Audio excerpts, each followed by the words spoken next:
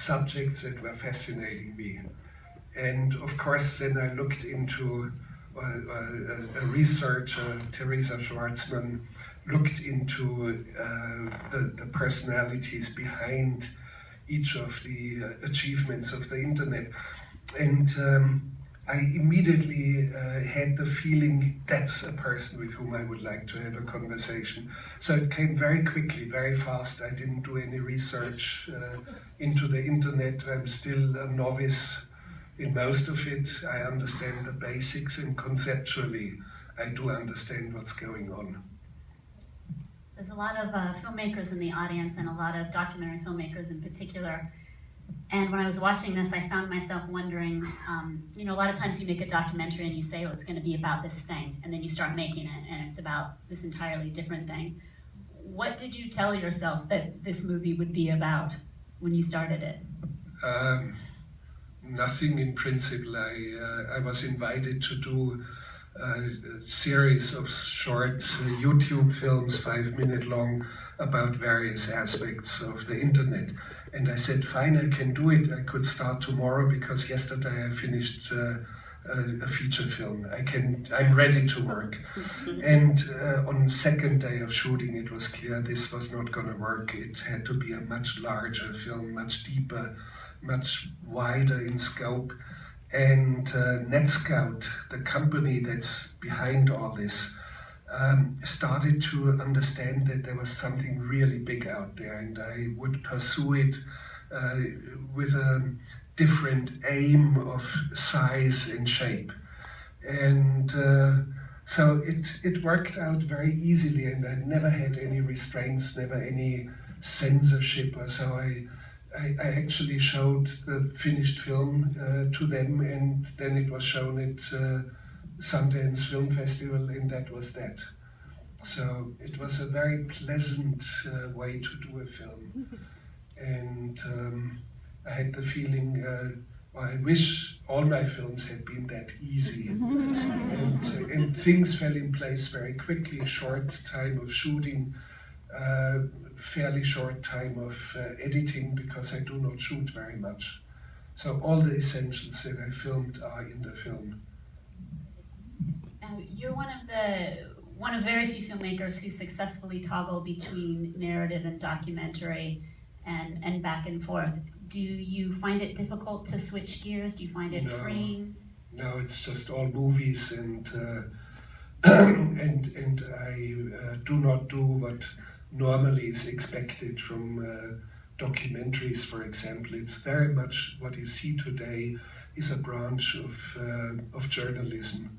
And I'm trying to divorce journalism from what I'm doing.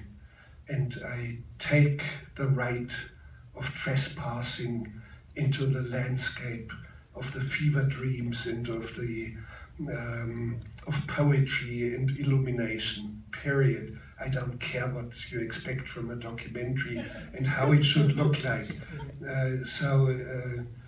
Many of my documentaries are feature films in disguise anyway. So this is...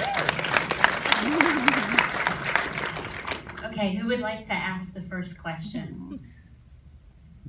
Right here in the blue.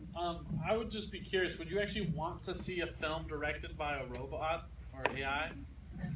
I was told that a film was made which was written by a robot, a short film. A very good friend of mine, Ramin Bahrani, a filmmaker, who has made 99 Homes, for example. He saw that film and he says, well, there are basic elements of movies, of thousands of movies, and somehow condensed and then tossed together. And the film was made, and it's just completely lousy. It doesn't make any sense at all. And of course, no robot will make a film as I do them. They will not be able. They're just too stupid and too unimaginative. Right here in the blue.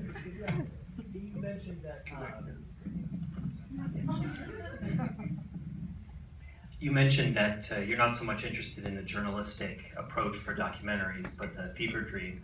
Can you talk a little bit about the process when you're doing an interview? the environment, the questions. Maybe walk a little bit through how you approach that. There's no general approach. Normally I come unprepared. I know the basics, what's going to happen and who is the person. Of course I have some knowledge, but I do not do interviews. It's a wrong term. I conduct conversations, and it may take me in any field. So how can I explain it? I do not have a catalogue of questions like a journalist, and I rattle through them. I get a very quick sense of the person with whom I'm dealing, and almost every single one in the film, I immediately had a rapport. You cannot learn that in film school. For example, with Professor Kleinrock, we had an immediate some sort of rapport, and we still, although we haven't seen each other for almost a year or so now, I feel as if he were a friend. Mm-hmm. It's and you do not apply any techniques or anything like this.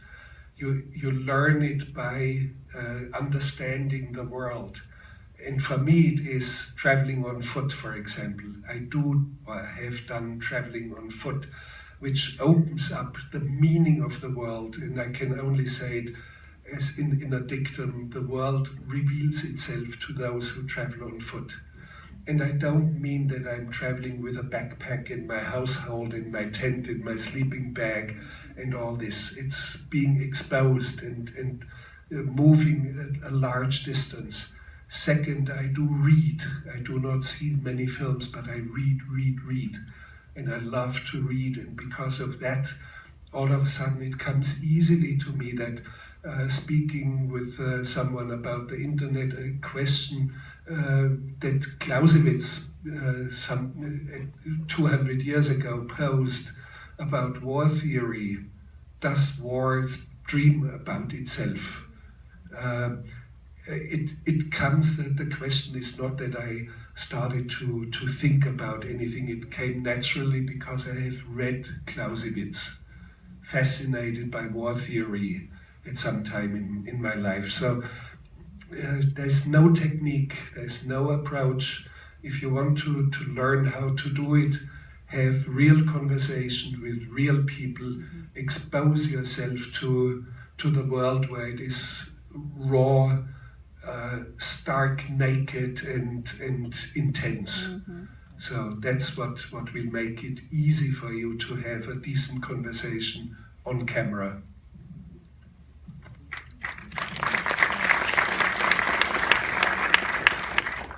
And I would like to add one thing, because it's such a funny moment, or not funny moment, in Into the Abyss. The film begins with a prologue.